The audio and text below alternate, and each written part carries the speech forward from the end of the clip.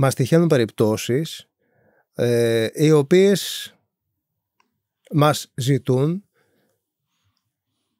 να επέμβουμε στα στατικά της μονοκατοικίας, της πολυκατοικίας κτλ. Για να φέρω ένα παράδειγμα.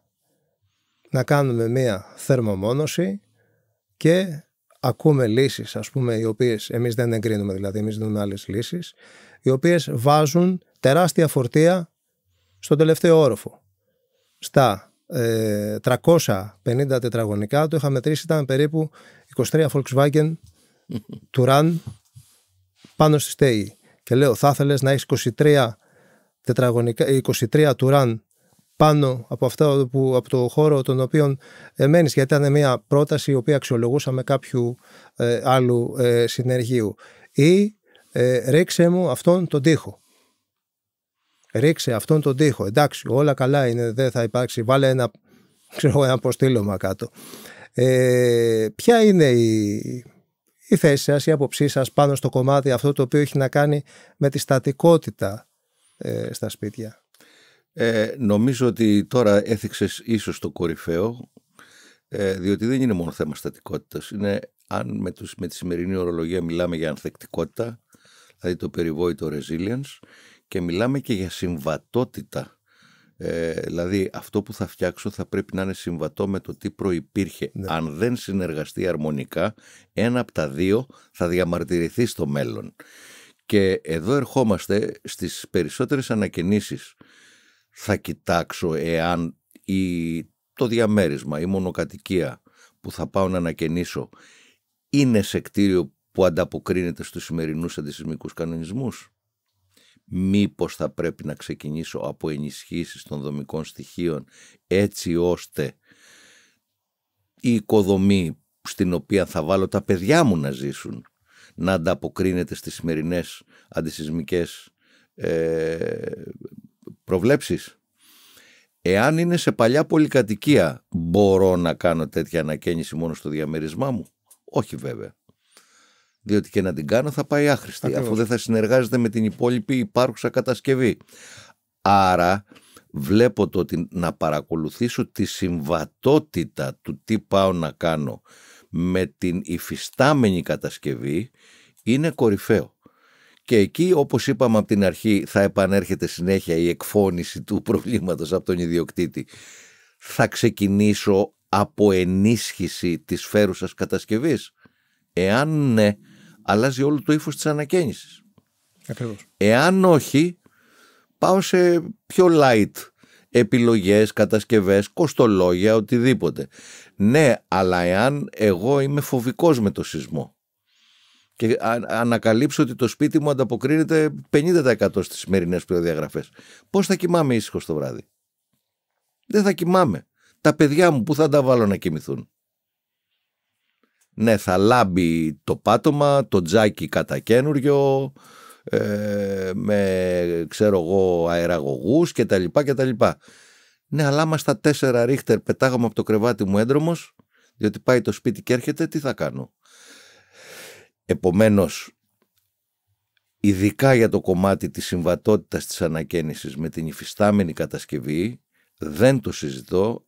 Σήμερα υπάρχουν και πολύ προχωρημένες τεχνικές, ναι, με υπέρηχους, με ειδικές τεχνολογίες, που ο ειδικός μηχανικός πλέον που θα πρέπει να φωνάξω, είτε αυτός ο οποίος μελέτησε και επέβλεψε την κατασκευή όταν χτίστηκε, είτε κάποιος σύγχρονος, διότι μπορεί να μην τον βρω τον παλιό, αλλά θα πρέπει σίγουρα να ξεκινήσω με έναν στατικό πολιτικό μηχανικό, καμία άλλη ειδικότητα. Εμένα ως αρχιτέκτονα, εάν με φωνάξουν να επιλύσω ένα στατικό ζήτημα και να ξέρω, θα πω όχι. Θα πω φωνάξτε τον ειδικό στατικό. Και η λέξη που θα πρέπει να ακούει ο κόσμος, απλά θα την πω, είναι η στατική επάρκεια. Δηλαδή έτσι λέγεται, στατική, μελέτη στατικής επάρκειας, ότι κάτι ήταν κάποτε έτσι, τώρα εγώ θέλω να κάνω αυτό, την οποιαδήποτε παρέμβαση θες να κάνεις, πώς μπορώ να την κάνω? Υπάρχουν τρόποι, δηλαδή στα περισσότερα πράγματα Υπάρχουν τρόποι, ενισχύεις δηλαδή την κατασκευή. Βεβαίως. Με μελέτη που θα κάνει κάποιος συγκεκριμένος μηχανικός. Αυτό είναι σημαντικό να το... Και επειδή υπάρχουν πάρα πολύ ευαίσθητα σημεία στις κατασκευές, ανέφερες ένα της ταράτσας και της υπερφόρτωσης. Να πω ένα δεύτερο, η πρόβολη, τα μπαλκόνια. Ο πρόβολος που είναι από τα πιο ευαίσθητα στατικά σημεία της οικοδομής, και πάμε και του φορτώνουμε άκρη κιόλας κάτι ζαρντινιέρες θηριώδεις, Ναι. με χώμα και το ποτίζουμε και το χώμα και νερό και κακό, και ξαφνικά δεν δουλεύουν καλά τα αλουμίνια στα εξωτερικά κουφώματα. Α, λέμε, είδες, δεν το έκανε καλά ο μάστορας. Μα αφού έχει κάνει κοιλιά ο πρόβολος και θα μου το βγάλει στα αλουμίνια ή κάπου αλλού. Άρα το να έχω πλήρη γνώση και καθοδήγηση από τον ειδικό στατικό, τι μπορώ να βάλω, να αλλάξω τα πλακάκια στο πρόβολο, μάλιστα, και τι θα κάνω μετά, θα βάλω και 5 πόντους τσιμεντοκονία για να δώσω τη ρίση, ή είναι μελετημένος ο πρόβολος γι' αυτό, θα βάλω και πλακάκια που είναι, ξέρω εγώ, τάδε κιλά το τετραγωνικό, γιατί αυτά μ' αρέσανε, ή θα πρέπει να βάλω κάποιο πολύ ελαφρύ πλακάκι διότι ο πρόβολος δεν αντέχει. Και για να το συνδυάσουμε ειδικά το θέμα του πρόβολου και του μπαλκονιού, διότι το μπαλκόνι για τον Έλληνα είναι η απόλυτη συνέχεια του σπιτιού του. Ακριβώς. Μέσα στο σπίτι να προσέξουμε. Έξω από το σπίτι δεν έχω δει σε καμία ανακαίνιση να λαμβάνεται ιδιαίτερη μέριμνα για τα κυκλειδώματα. 1-10, να τα ακούει ο κόσμος αυτό, δηλαδή το 1-10 είναι ένα ύψος το οποίο πρέπει να ξεκινάμε τα 0,90 από το δάπεδο, τα ξεχνάμε. 1-10. Ειδικά αν έχουμε μικρά παιδιά, έτσι, και απαγορεύονται τα οριζόντια κάγκελα, μόνο κατακόρυφα. Και να μην μπορεί να περάσει κεφάλια ούτε μέσα. Ούτε κεφάλι μικρού παιδιού, ούτε γάτα. Ναι. Εκεί όμως γιατί λέει να βλέπω από τον μπαλκόνι. Μα τι να δω από τον μπαλκόνι, τα αυτοκίνητα να περνάνε? Δεν θα κοιτάξω πρώτα μην πέσω εγώ και σκοτωθώ ή τα παιδιά μου? Εκεί λοιπόν έρχονται. Παράδειγμα, δεν αξίζει να πάρω ένα πιο φτηνό πλακάκι για το μπαλκόνι, αλλά να βάλω το σωστό κάγκελο? Ή θα πάω να πάρω το ακριβό πλακάκι και δεν θα μου μείνουν λεφτά για τα κάγκελα? Αυτή είναι η λογική της εκφώνησης του προβλήματος.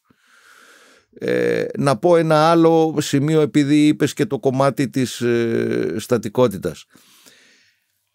Εκείνα τα έρημα τα Black & Decker δεν μας τα έδωσε ο Θεός για να τρυπάμε δοκάρια και κολόνες και να καρφώνουμε ό,τι θέλουμε απάνω. Διότι το κάθε δοκάρι έχει ευαίσθητα σημεία. Ξέρω πού να τρυπήσω. Η κάθε κολόνα επίσης έχει ευαίσθητα σημεία. Ξέρω πού να τρυπήσω και πόσο και τι θα κρεμάσω από εκεί που τρύπησα. Έβαλα ένα γάτζο. Θα βάλω ένα μικρό κάδρο ή θα πάω να κρεμάσω, ξέρω εγώ, 3 ντενεκέδες. Μεγάλα φορτία, ας πούμε. Ναι. Άρα θέλει μια συντηρητικότητα. Επίσης εθνικό μας μειονέκτημα αυτός ο χαδερφισμός. Έλα ρε παιδί μου, τώρα σε μένα θα γίνει. Σιγά. Το έχουν κάνει τόσοι φίλοι μου και δεν έγινε τίποτα. Εγώ θα την πάθω. Ναι, αλλά αν την πάθω θα κλαίω.